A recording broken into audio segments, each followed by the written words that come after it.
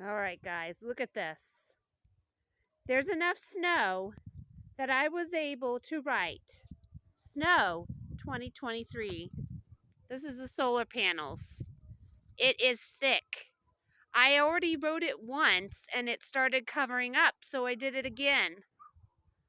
Look at this. It's gorgeous. It's beautiful.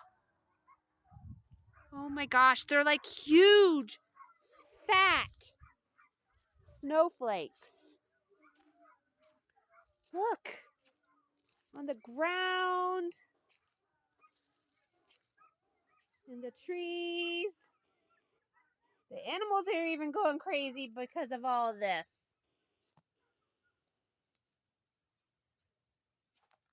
It sounds so peaceful. There's alarms going off.